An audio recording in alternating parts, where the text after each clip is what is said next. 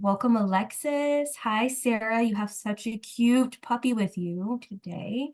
All right, everyone. Welcome. Today we have a great call taking place, speaking about keeping pets together in rental housing with our friends from the Michelson Foundation, who are pet experts in inclusive housing. I am your host today. My name is Shanye, and I am joined by the amazing Lauren Smith. We are both from Humane Rescue Alliance and happy to be sharing this space with y'all today. Hello, everybody. We have a great question of the day. We have it posted in the chat, as well as I'll give it to y'all since we are at the top of the hour. If you could transform your home into any animal's natural habitat for a day and live alongside them, which animal's abode would you pick and why? So go ahead and post it in the chat. We have some good responses coming through, but I'm really excited to see what y'all may want to live with and why. Hi, Well, Maria. Shanye, would you want to go ahead and start with yours since I think we have everyone and gives them a little bit of time to pick and choose their great habitats? Yes, so I would absolutely love to live amongst the manatees. I am a very weak swimmer, but they are very cute, very bubbly. They're like the puppies of the sea, as people have called them, very curious and gentle. And by law, you are not allowed to interact with them or feed them. So if I get to live with them, I feel like that's my loophole into their world. So I will take the risk of being in the water as not a strong swimmer. See, that's a good one. I love how we're always thinking about it in terms of loopholes and how Yes. we can make things happen. Yeah. Because I've said it a couple of times already, but my first thought when we talked about the question itself was, if it was going to be our turning our house into that type of abode, then fire ants, because out west they can get up to 4 feet high. And so thinking in terms of perspective, if I had a house the size of what the scale of the from that 4 foot little mound to the size of the ants, then I would be happy. That's my loophole, to have a huge palace. But the caveat that we put in it, that we have to live with them as well, kind of dissuaded me. So I'm right there with Linda. That was actually my go-to. My second one was, which was an eagle's nest. I want an eagle's perch, just to have the beautiful view over any and everything. And then I don't think a eagle would be too bad of a roommate for a moment. I love that. Yeah, large birds of prey have beautiful views. I love the cameras that they usually have that you can tune in live and to see those nests. So, you may have that as well. I'm seeing some great responses. Elephants, the bioweavers, because they can create their own hammocks. And then the false door to protect from the predator. So I believe I saw that on Nat Geo. So that's a very interesting one, Darla, that I don't think we had thought about yet. See, I think this. I see, Stanya. I told you someone was going to say sloth. We have a sloth. We actually put a wager, Anna. Thank you. We did. We had a wager when we came up with the question, and I said someone is going to say sloth. How could you not? I mean, honestly, I'm obsessed. So I agree. I want to come visit a lot of these. So if you guys ever transform yourself or your home into one of these abodes, please send out an invite during Maddie's calls, because you would likely have a lot of visitors. Definitely. Ross, you already know I'm the one to call. You get your Panther pad, let me know, and I'll be out. I will let you can come visit and stay as long as you want. So Perfect. We got a couple of big cat folks in here as well. So I think that's going to be a party no matter what. So all right, y'all. So thank you for your responses. I'm really excited to see that everyone was so creative and involved, and y'all had species that I would have never thought of. We've heard koalas and pandas and big cats and big birds, and farm animals, and I just think that's great. So now we're going to go ahead and jump into, do we happen to have any grant winners today for some of our Maddie's folks on the call? Let's see. So we'll do that next week for April. Okay. For the month of March, sorry. Yes, and we'll announce in April. Thanks. Thank you. Thanks, Irene. So instead, we can go ahead and jump into our national updates. So updates will be posted in the chat, but if you do want to go ahead and unmute yourself and jump into some national updates, feel free to do that now. So I'll go ahead and open up the floor. We do ask that you keep them to under 1 minute so that we have enough time for everyone to get their national updates out and for our speakers to blow us away today. Hi, everyone. This is Jennifer Comas from the Humane Society of the United States, and I'm just popping in again to remind everyone to register for Animal Care Expo 2024 from May 15th through 18th in San Antonio, Texas. I'll drop that registration link in the chat and also the link to the website where you can find out all the details on hotel booking and things like that. Thanks so much. Thank you, Jennifer. Hi, I'll jump in. I'm Dr. Sheila Segerson, Director of Community Solutions for Maddie's Funds, to talk about Camp Maddie Behavior Edition. This is 2 half-day events. The first event was last week, and we had over 800 people attend that event live. Our next live half-day event is on April 3rd, starting at 9 a.m. Pacific, noon Eastern time.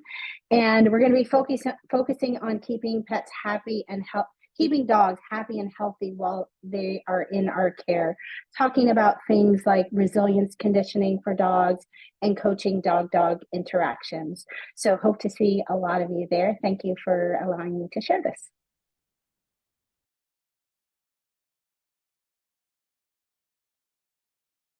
Thank you. Thank you. So excited for that Camp Maddie session. I'll go ahead and open up the floor. Does anyone else have any updates that they'd like to go ahead and announce?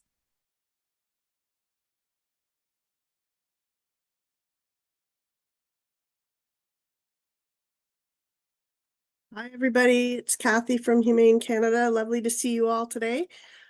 Just a quick note, our ACT, which is Awareness, Collaborations, and Tools team, who is working towards the end of their project, has put together some educational modules and resources specifically around helping women who are fleeing gender-based violence and have animals.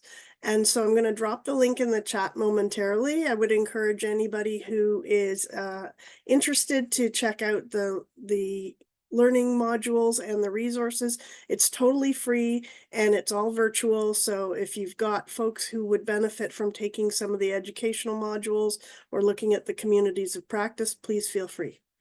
Thanks. Thank you, Kathy, and thank you for posting the link in the chat as well. I did want to let everyone know that Texas Unites is happening at the end of next month, so April 26th through the 29th in Austin, Texas. So feel free to check out the website to see the presentations that they all have going starting next month. You may see some familiar faces there, so definitely check out the speakers list.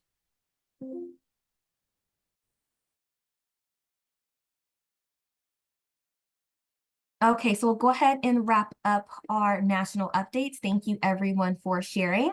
I want to go ahead and jump us into the presentation so that we do have some time for Q&A at the end, as I think we're going to have a lot of questions stemming. I do want to remind everyone, go ahead and post your questions in the chat as our presentation goes along.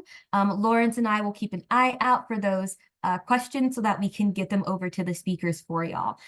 Do note that if we do not get to some of those questions, check us out on Maddie's forum, where you can post those questions and engage with the speakers and the host so that we can get those questions and answers to you.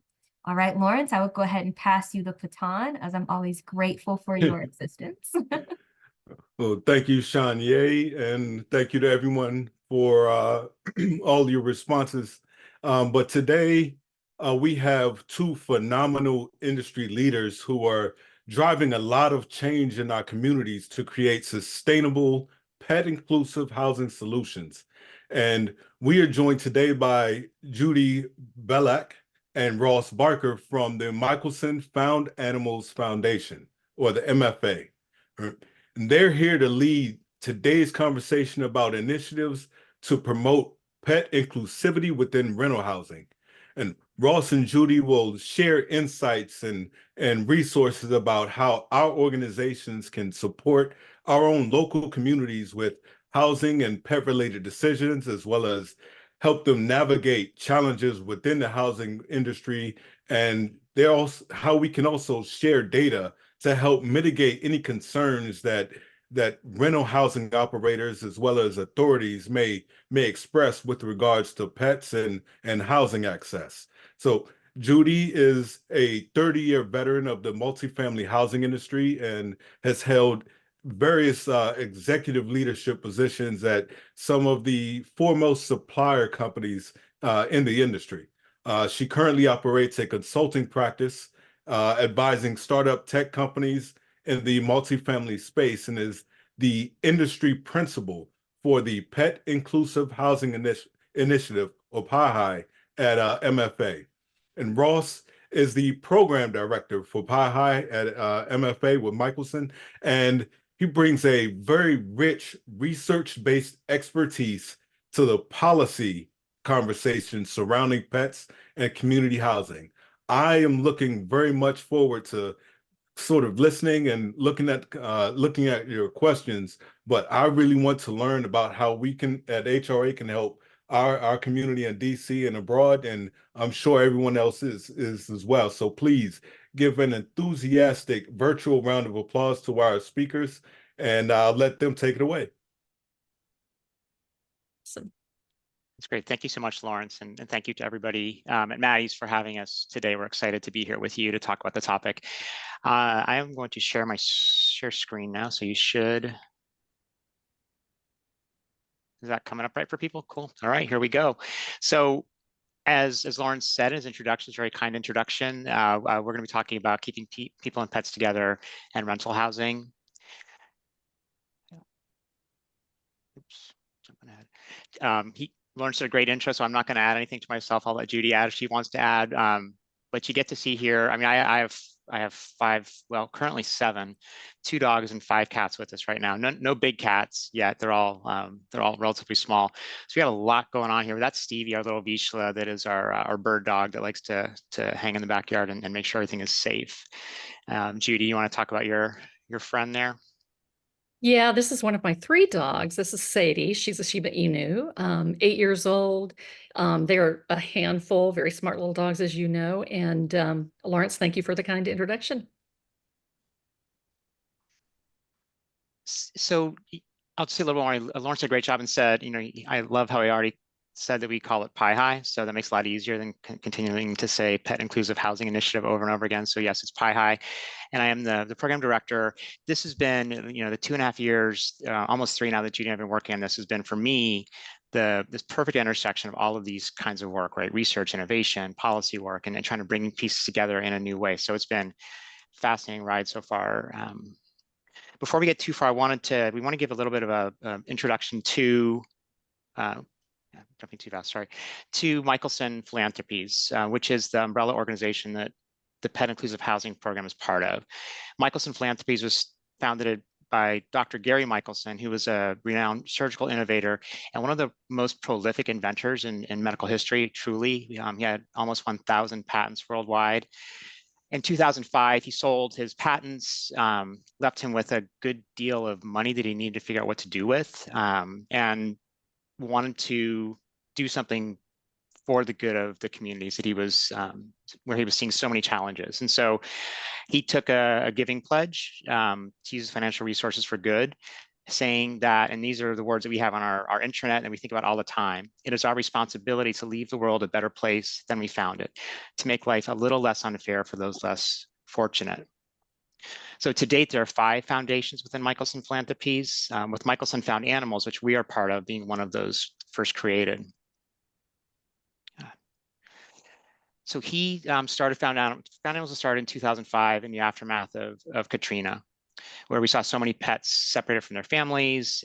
So he didn't understand why we couldn't get those pets back to homes. And so he put a lot of effort into and led a lot of effort to make not only make microchips affordable, but also to establish the first free pet microchip registry to help every lost pet find their way home. And so the vision is that people and pets belong together. And that that philosophy has driven all of the work that has gone into Michelson Found Animals since. And Judy, you want to? Yeah, you're going to advance the slide there, Ross. Oh, I'm sorry, you did. I'm sorry.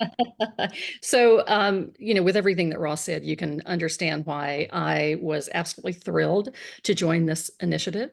And with a commitment to continue to keeping people and pets together, Dr. Michelson more recently turned to another challenge in need of a scalable solution, which is increasing the availability of truly pet inclusive rental housing. And this led to the creation of the Pet Inclusive Housing Initiative. And so to kick off the initiative, Michelson Found Animals teamed up with the Human Animal Bond Research Institute, which I'm sure many of you are very familiar with, to commission research to better understand pet-related housing issues and to find the right solutions to help keep people and pets together. And that research that Judy mentioned was the basis for the Pet Inclusive Housing Report that I hope a lot of you have seen. It was originally published in 2021. I'll tell you right now that we are in the midst of putting our second round of that together. It'll be a little bit different, but it'll cover the same basic topics. But we hope to have that out by the end of this year. So we're excited about that. But that original research has been used to develop resources and partnerships and actionable tools, which we're going to tell you some about today later in the presentation, to increase the availability of rental housing that's truly pet inclusive. And our mission, while not easy or something we can accomplish overnight, is pretty clear. I mean, we know what we want to get to. So defining that has been sort of the easy part. Now we're in the challenging part of doing it. So in terms of what we want to get out of today, or what we hope you will take away from today, is a few things. One is to articulate the difference between pet friendly and pet inclusive. We're being very purposeful in our language here, and the gap between those two that create the gap that this dichotomy between those two terms creates in the housing market. Second thing is to gain a deeper understanding of market rate rental housing issues and how to advocate for pet inclusive policies in housing. And to learn about PIHI's resources for initiating programs and discussions that can increase pet inclusive housing and opportunities in a way that brings mutual benefit to everyone involved. And we're trying very hard to think about this as, everybody's got a stake in this. Everybody's got, stands to benefit from more pets being in rental housing, whether you're talking about the pet owners, the pets themselves, of course, but also the rental housing operators, right? And just people in the community that don't have pets but love pets. And so we're looking for ways to bring all that together into mutually beneficial solutions. And before going too far, I also want to just shout out some of the other organizations doing really great work in the same pet inclusive housing space. We collaborate and partner with these organizations to help make pet inclusive housing a reality. And we won't be able to move the needle without everybody coming together on this and having the same goal in mind, not necessarily the same efforts that we're working on day to day, but the same goals. And I also say, if you or your organization are also doing work in this space and would like to, please shout yourself out in the chat, let us know so we can be in touch. We love collaboration, we love partnering, and we always are looking for ways to bring folks together to further the mission. And also to say, this is a sample, a very small sample of the group. So if you're not on here, put your name in the chat. Don't feel like we have purposefully left you off. Yeah, so as Ross has stated, PIHI's initiative is to increase the quality and quantity of permanent pet inclusive housing so that people and pets can continue to stay together. But we cannot emphasize enough that right now the availability of both affordable and pet inclusive housing remains extremely limited, due in part to lack of understanding about the difference between pet friendly and pet inclusive. There's a huge disconnect. One of the first big challenges is that the term pet friendly is not well defined, even though we hear that term a lot. And if you ask most rental housing operators, they consider themselves to be pet friendly. But in our 2021 Pet Inclusive Housing Report, we learned that 76% of rental housing owners and operators consider themselves pet friendly. That sounds pretty good. But if you factor in the various barriers from breed restrictions and unreasonable fees to limitation on the number of pets allowed, then it's really no surprise that 72% of residents say that pet-friendly housing is very hard to find. In fact, only 8% of rental housing in the US is free of all pet restrictions. And, you guys know this, the restrictions are deep, and When, for example, someone has a 50-pound dog and there's a 30-pound weight limit in an apartment community, that dog is completely off limits. The ambiguity of the term pet friendly is why we and others have moved to the term pet inclusive to describe rental housing that welcomes all pets. It's not a synonym or a substitute for pet friendly. As Ross said, we're being very intentional about this, but a completely different way of thinking, sometimes much more aspirational, especially at the moment. We define pet friendly as rental housing that allows residents to have at least one pet, regardless of other restrictions. This means that dogs or cats are generally allowed, multiple breeds are restricted, dogs over a certain weight are restricted, and there are no pet amenities. On the other hand, we define pet inclusive as rental housing that has some basic pet amenities, for example, waste stations or a green space for a dog to run, no breed restrictions, and no weight restrictions. Now, knowing that only about 8% of all rental housing in the US is free of all pet restrictions, it seems likely that you've encountered pet owners who've had a difficult time securing housing with their pet. So one of our first poll questions that we're throwing up here, and Allison, I think, is going to show that, there it is right now, is, have you ever helped a client get an emotional support animal designation for their pet to help them find housing that would not accept their pet otherwise? If you could take a second to answer that in the poll question versus the chat, that would really be helpful. And it looks like we've got a lot of answers rolling in already. So 41% of you so far have helped someone. And that's everybody. Wow, 42%. That's really interesting for us to know. And thank you so much for answering that poll question. It is something that's become a big hot button in the industry, ESA accommodation requests. And so that insight that you're hearing that also on your side of the fence really does help us.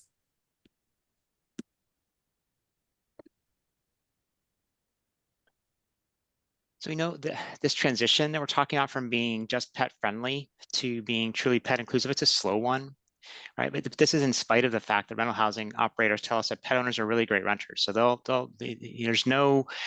there's not a war here necessarily, right? This is through our research, we learned that more than 8 in 10 rental housing operators, and we say rental housing operators, that's our term for owners of rental housing, operators, managers of rental housing, could be on-site managers or larger fee management companies that are managing lots and lots of properties. When we talk to them as a group, more than 8 in 10 of those say that pet-friendly vacancies are filled faster, so that's a plus for them.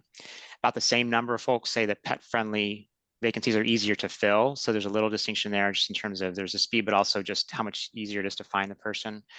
And also on average, this is an important one, residents in pet-friendly housing stay 21% longer than those in non-pet friendly housing. So this translates to residents staying about 10 additional months, which is a really big deal for housing operators. So if you can imagine, I mean, a situation where you have somebody staying for 10 months longer, that's fewer turnover situations where you've got to advertise and get the unit ready for the next renter, and all that goes with finding a new person, getting them in there. This is a big deal. Clearly pet owners make for really great renters. And as we all know, people on this call could probably very easily get behind this. Pets are also great for the community. The housing operators we work with who have lifted restrictions cite the community building that results as a major benefit as well. This also drives increased retention rates. Our research highlights the community benefits that both residents and rental housing operators see from pets, with more than 7 out of 10 renters saying that pets bring people together within a whole community, and more than 90% saying that pets are an important member of the family. And 2/3 of pet owning renters saying that their pet has brought them closer to their neighbors. And what's more, more than 90% of property managers agree that pets are important members of the family. So there's agreement on that point, right? And we've also seen research in terms of community building where communities, rental communities, or any kind of housing community with pets sees decreased crime rates, mostly just from people knowing each other, and they kind of have a better sense of what's going on. The pets get them out of their units, get them out into the community. And so these are all things we know, but what's important for us is to recognize that the housing operators are seeing the same thing, right? So there's benefits that, that they are attributing to the pets as well.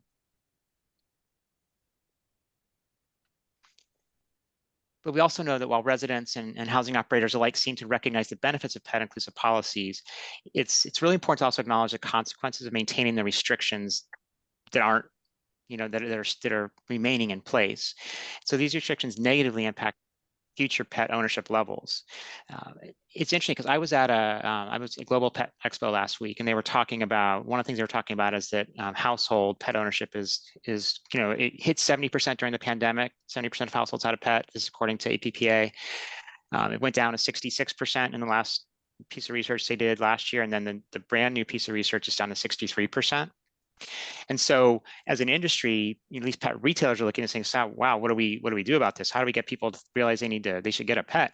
And in my head, I'm thinking, well, give them a place to live as a starting place, right? So I really think that this is, going to have a negative impact, not surprisingly, on pet ownership in the future.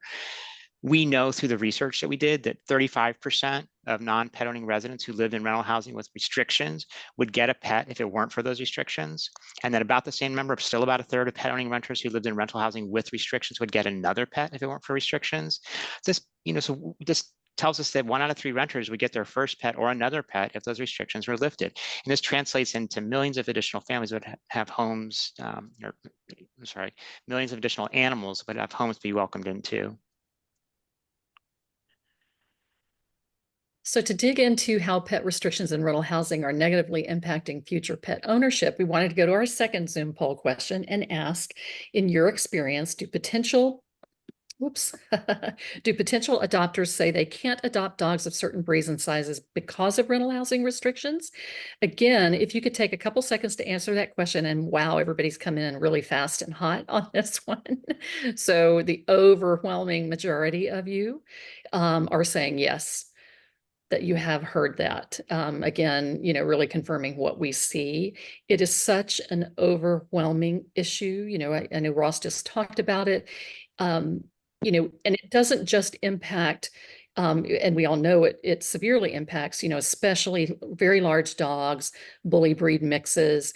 But the restrictions are sometimes so severe, like, we're limiting all kinds of dogs in rental housing. And because of the number of pet restrictions, again, sometimes it's only one pet.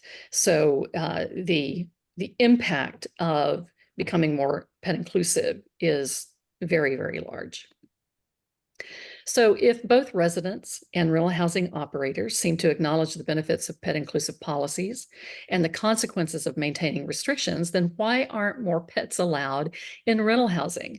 The answer to this question is complex, but it has a lot to do with a lack of recognition that there's a problem. We hit on it before, but there is an extreme disconnect. Again, if you ask an average rental housing operator, are you pet friendly? The immediately answer yes. But when you dig into the restrictions, again, from a renter perspective, from our perspective, not so much. To provide a little context for the next few slides, we're going to show some data that demonstrate how far apart we think pet friendly and pet inclusive are. Have this question about your experiences with housing related reasons for surrender. So almost everybody that answered the question previously said that this had been a reason. So now we want to understand kind of where does it fall? Which of these buckets does it fall into? Is it more around breed and size restrictions? Is it more around pet limits? Or is it more around pet rent and fees? So if you could take a few minutes to answer that poll question, that'd be great. And Ross and Judy, I do have a question in the chat that also asked about while we're working on converting rental property managers and operators, is there also effort in converting or influencing the insurance industry to also sort of soften their restrictions that may result in those restrictions from property operators? Yeah, it's a great question, and it's definitely something that we think about. It's very interesting when we talk to housing operators and talk about their reasons and what are their barriers. And one of the things they often bring up is insurance. Our insurance company won't allow us to have these particular breeds, and there may be some truth to that in some cases. There may have been more truth to that in the past. What we really find though is they don't often know that that's true for sure, right? So we try to push the discussion past that original can't do it to, okay, well, I mean, who's your insurance company, and have you checked recently? Because we do know that there's really two kinds of insurance that we're thinking about as it relates to housing, to rental housing. One is the renter's insurance, right? A lot of properties now require the renters to have renter's insurance, and so it's important that people have access to renter's insurance policies that don't restrict against pets. And there are several of those that are much easier to get insurance through as a renter. We have a list of those posted on our website, actually, because I think that we have about 8 of them identified, and so you can find those. The other piece of insurance is the commercial liability that property managers and owners have to take on. And so we are working on that to try to figure out what those policies are. I mean, it's not something they advertise, but again, there are, I mean, State Farm is an example of a large insurance provider that does not ask about breed when they're writing these kinds of policies, and there are others as well. And so we're trying to get underneath that a little bit, but you're right, it's absolutely a big issue and concern. I don't know, Judy, if you have anything to add to that. I would simply say that, when we initially talked to a rental housing operator, particularly, some of the very big management companies in the US, one of the first objections we hear is, well, my insurance has restrictions. I don't know that they'll allow me, or, it'll cost so much more. And the reality is that not all the time, but often when they actually go and talk to their insurance company, they find that they don't have restrictions, or they may have recommendations, but don't Good charge evening, any everyone. more. My name is Or Vernon the- Sawyer. I'm the I'm sorry. You're good. Okay. And so, we do always encourage rental housing operators to actually go and check to see if they do or don't have restrictions. And we've heard back from many that once they do check, they've been very happy to find out that they don't. And so it seems to be somewhat of a trend in the insurance industry, although, we know there are still insurance companies that do have restrictions. And also there, a lot of you are aware of this. There's legislation that in several states that's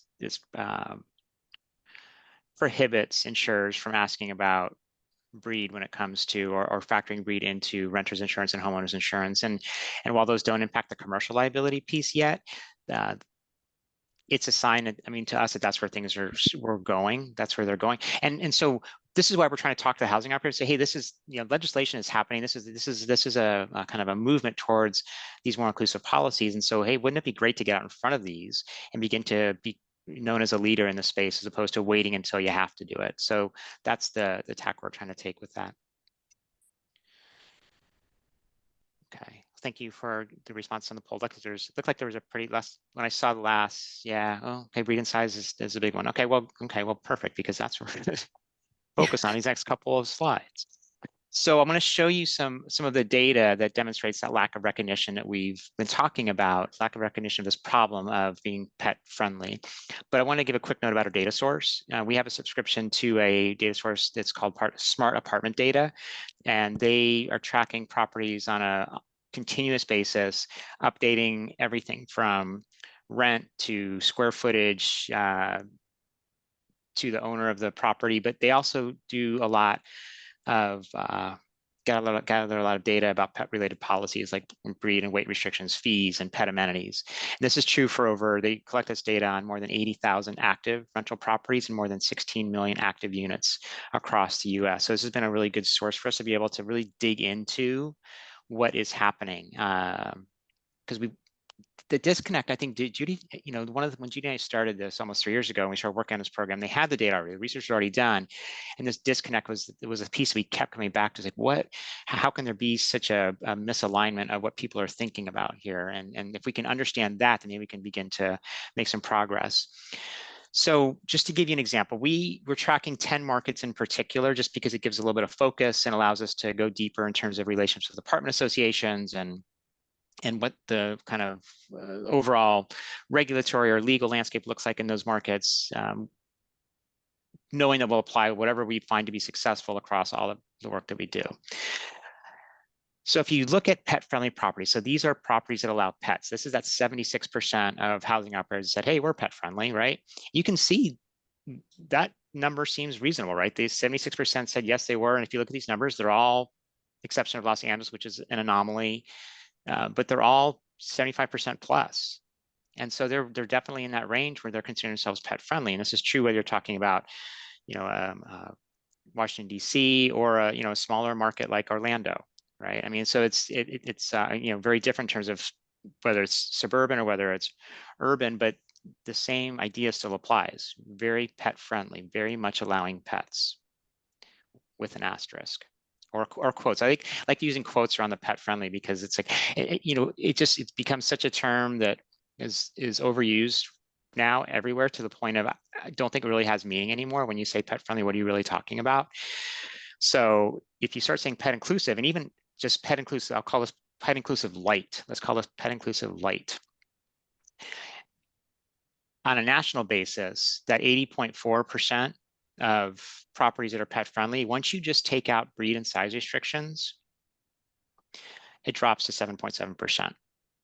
And every market follows a pretty similar pattern, right? So even the ones like Houston that was 92% pet friendly, when you say what percentage of your properties don't have breed or size restrictions, it's 5.3%. So that's the disconnect. So when you, as a property owner, property manager, you're looking at the number on the blue bar, and as a pet owner with a 60-pound lab, I'm probably looking at the orange bar. So that's that gap that we can't. There's not enough units. That's why animals are not going to leave the shelters. They are going to come back to the shelters because that orange bar is so different than what the blue bar is. And we need to be someplace, maybe not all the way to the blue bar, but we need to be a lot closer to the top of the blue bar than we are right now. Yeah, as you can clearly see from those graphs, the gap between available pet-friendly and pet-inclusive housing is really vast, but there are other reasons for pet restrictions in housing beyond just a lack of recognition of the problem. When we talk with rental housing operators, they often cite concerns about risk from injury or bites, property damage to units, the unknown, and a perception of no real benefit as their reasons for pet restrictions and other barriers. It's probably important to note on that point that, it's interesting. 3 years ago when Ross and I started on this journey with Pi High, and as we first started talking to rental housing operators, almost none of the very high level, like C-suite executives in the industry, even knew what their pet policies were, right? They hadn't been revisited for a long time. So the nice thing is that having these conversations does get people to look at these policies and ask other questions as well. So in the next slide, we see some of the common concerns that we hear about opening up access to more pets. While we understand that these are real concerns for operators, we also think that there are ways to get beyond these barriers, many of which have been in place for a long time and are often not considered. When it comes to the insurance and liability issue, which we just talked about, the truth is that pet inclusivity is a minor factor on rental property insurance pricing. More than 2/3 of owner-operators are aware of non-restrictive insurance products that are available in the market, and pet-owning residents bear primary responsibility for damage or injury caused by pets, which can be solidified through renter's insurance. And we are beginning to see more and more renter's insurance products that, offer additional insurance around pets. So that's really nice to see. Regarding pet damage to rental units, our research indicates that only 9% of pets are reported to cause any damage whatsoever. So it's a relatively small number. And pets are reported to cause Oh, I'm sorry. And the average damages are only about $210. Furthermore, only 2% of pets cause damage requiring a security deposit deduction, with the majority of residents paying out of pocket to fix any damages. This is a really important stat to know and to be able to talk about, because I would say right behind insurance, what we hear from operators is, well, damages. And when you can cite data that really shows that damages are at a minimum, yes, you might have that outlier that where a lot of damage was done in a unit, but typically that is not the case. And typically it's more than covered by an ordinary security deposit. When it comes to risk of large animals in certain breeds, not only has dog bite data proven to be unreliable, but there's a growing body of research that points to the inadequacy of breed in predicting behavior. We also understand that rental housing operators have a responsibility to sustain the health and safety of their entire community. I mean, they are business people. They have to think about everyone involved, but they can do so while being pet inclusive by adopting clear policies and expectations that can help avoid negative outcomes. And, you know, it's interesting. I will tell you that from time to time, I will have an operator say, well, you know, are you just advocating that I take, you know, any dog, even if it's dangerous? And no, that is absolutely not what we are advocating. But we're saying, please don't set those policies based on breed, which really does not factor into it.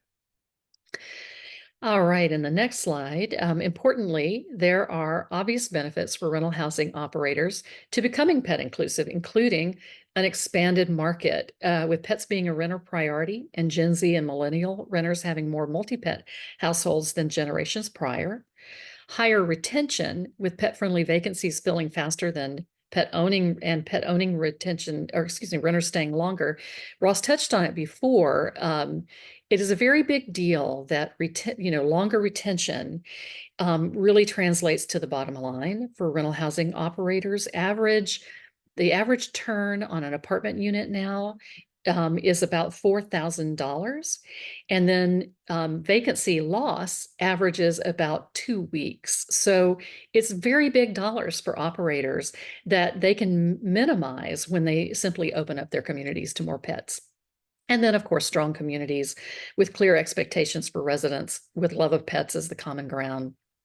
On a side note, we do want to bring your attention to a new tool we released in February for rental housing operators. Since there's some healthy competition within the multifamily industry, we created a tool for RHOs to uncover just how pet inclusive they are or aren't by generating a pet inclusive score that they can share out, work on improving, and that we can recognize and celebrate during our annual Pets and Housing Awards.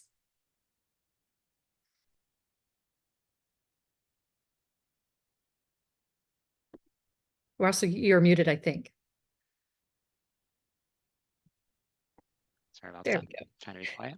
In our conversation with housing operators, we frequently hear from them that they feel like they're too often painted as the enemy and thought of as people that don't like pets, but that's not the case. I mean, 2/3 of housing operators have pets themselves, and more than 9 out of 10 agree that pets are important members of the family. So, I mean, they're just like everybody else in terms of their love of pets and having pets in their family and recognizing the importance of the human-animal bond. But as Judy said, they're running a business, and so that's the challenging part. But even with that, there's also recent research showing that almost 2/3 of on-site managers find helping people to be the most gratifying part of the job. So we really believe that with the right conversation, that I've kind of alluded to this several times, but with those right conversations, we can find our way to the change in pet policy that we would all like to see. And so I think part of it for us is trying to recognize, meet the housing operators where they are in terms of what their challenges are, understand, listen to those, and then work with them to move to the next step in spite of those challenges. So this brings us to our final Zoom, our final poll question here. Have you ever engaged with a rental housing operator about their pet policies?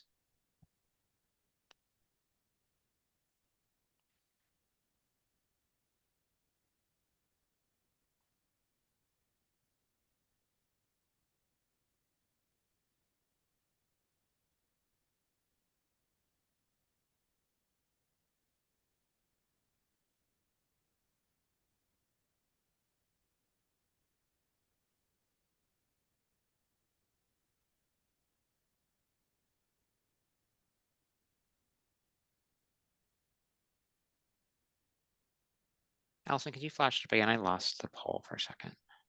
Oh, perfect, thank you. Okay, so pretty split. Wow.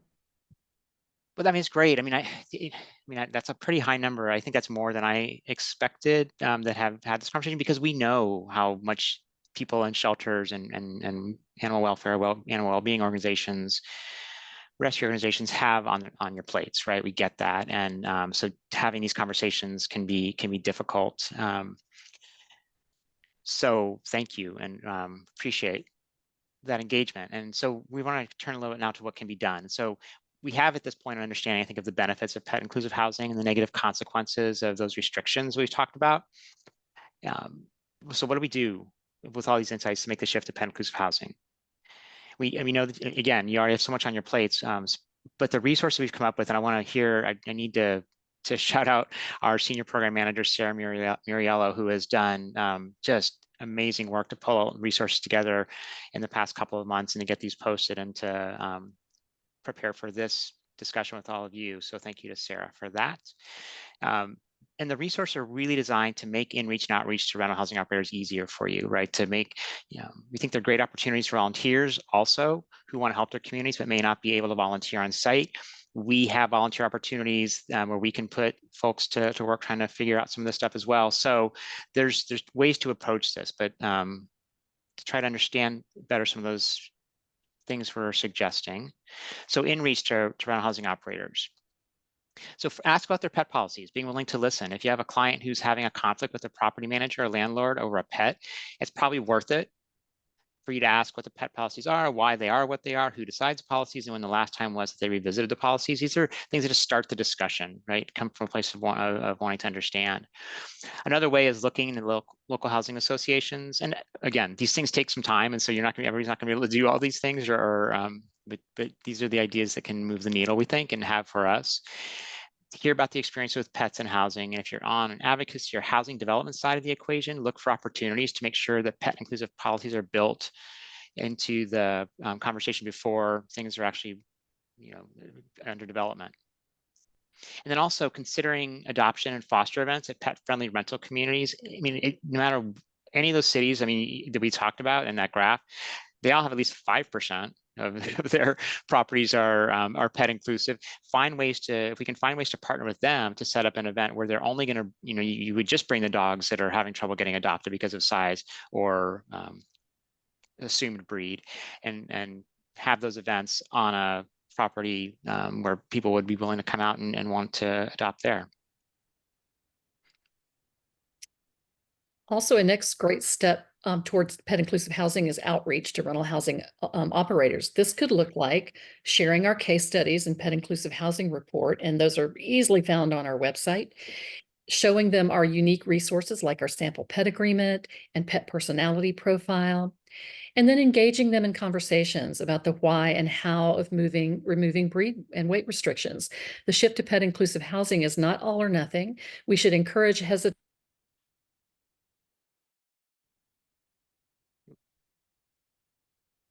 I lost you, Judy. Somehow we lost your sound, and I'm not sure why that is. You're not muted. Judy, you may need to log out and log back in again. Okay, I can keep going for now. All So right. Thank you. Can you guys hear me yet? Oh yeah, there you are. Oh, there we are. Okay, so sorry. I was going to say on the last point, which was encouraging operators to take baby steps, maybe lifting weight before lifting breed. I actually did a webinar for the Cincinnati Greater Northern Kentucky Apartment Association last week. And one of the women on the call actually, asked some questions at the end and made the comment that she would probably, immediately take a look at lifting their weight restriction, but she wasn't sure about breed. And you know what? I just encouraged her because that is a step in the right direction, right? Even just lifting a weight restriction will get more pets into rental housing. So that's a very, very good thing. So some of you may be thinking, wow, this is really great information. I'm happy to know that there are folks out there addressing this major issue, but we are so underwater right now that there's no world in which I or my volunteers are going to be able to reach out about their pet policies. We totally understand and we hear you, but we do think that there are some simple ways that you can help increase the availability of pet inclusive housing in your community. One of the simplest ways is to help avoid feeding misconceptions, especially around breed and weight. And we all kind of get caught in this trap because the truth is we don't actually know what most dogs' breed is, especially shelter dogs. We don't actually know how a pet will behave until it's in a home with its people. Also, we know that shelter behavior is not necessarily home behavior and vice versa. And we can't actually say that a large dog won't love living in a small apartment. I happen to know a lot of friends who have very large dogs in apartments who are very, very happy. So we encourage you to re-examine your organizational policies or even your own perceptions around breed and size to see whether any of the language you're using or policies you have in place might inadvertently be weaponized and used to maintain pet restrictions in rental housing. Another really simple way to help is to stay on top of all things pet and rental housing by signing up to receive our newsletter.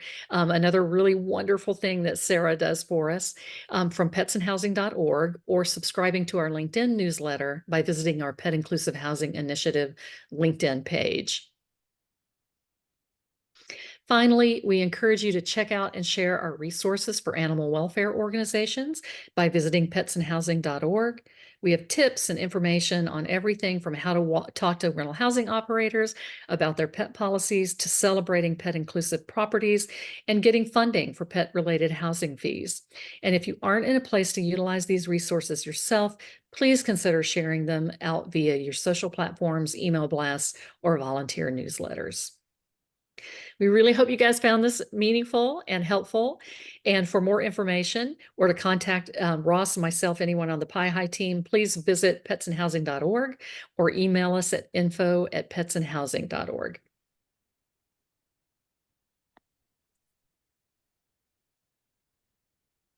Thank you so much for your time. And I know we have maybe a few minutes for any questions that have come up. Yeah, so we'll have about 10 minutes Q&A. I think Lawrence has a question that we got a running theme from in the chat, so we'll go ahead and pass that over to him. All right.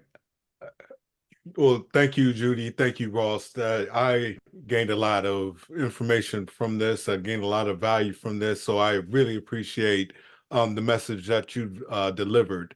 I think one of the questions / conversation points I would like to bring up, it was when there have been warranted cases where there have been pet damage to a rental that, of course, has high cost because we have a few maybe rental operators here in attendance that have run into that circumstance. And like, how do we actually accommodate the actual instances versus the perception into the conversation so we can have a deliberate sort of empathetic conversation instead of just a side-by-side, opposing debate?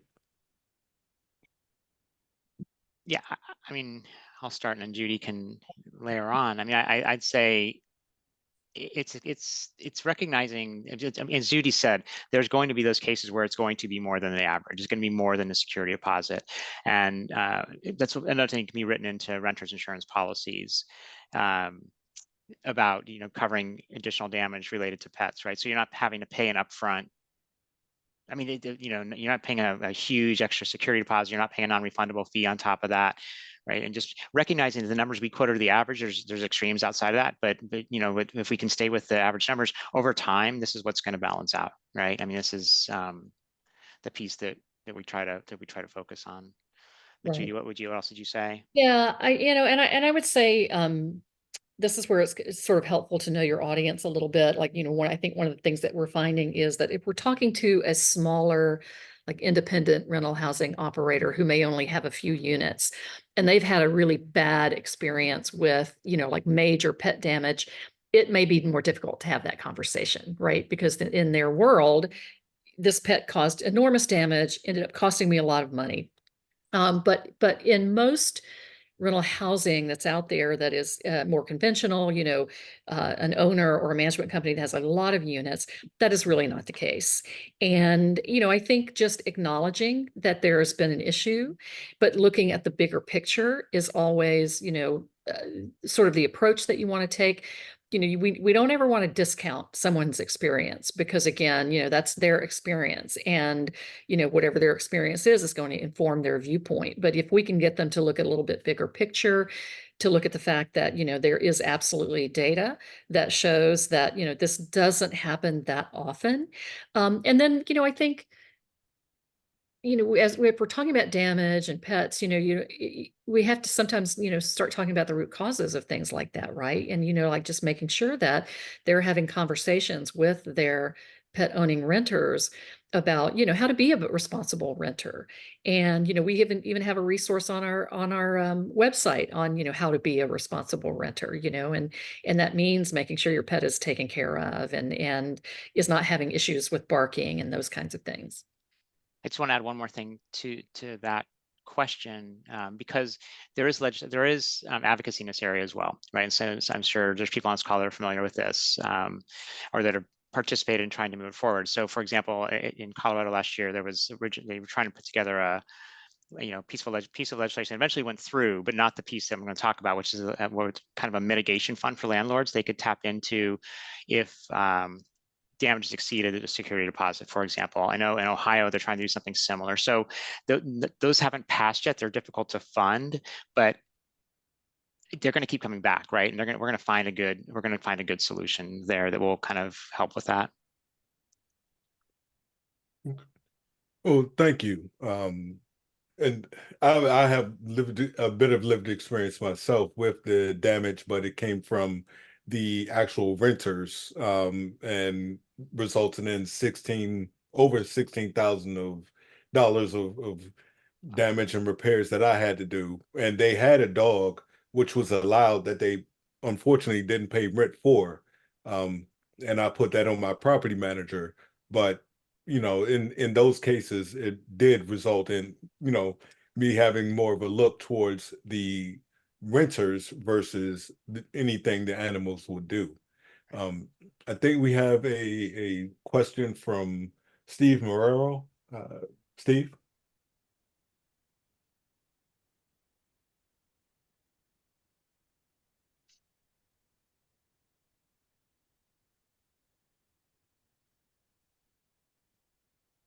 I think we've kind of run out of time. We want to honor people's time. Oh, It's we do have. 7:56. Oh, well, yeah, we are at our limit. So I apologize if we still have questions coming in. Again, Ross, Judy, thank you so much for the information and resources that you provided. Um, uh, Please, all the questions that haven't been here, we're going to have directed to the Maddie's Pet Forum for today, where Ross and Judy will be able to engage everyone. Fantastic, very insightful conversation in the chat.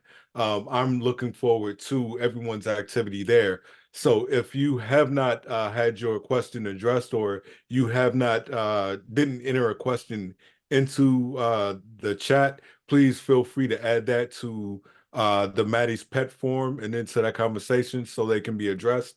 And we look forward to seeing you all for the next Maddie's call. So again, on behalf of Maddie's team and Shania and I, thank you, Ross. Thank you, Judy, for for sharing your information, and thank everyone for being in attendance. Thank you so much. Thank you. Everybody. Guys have a great day. Everybody have a great day.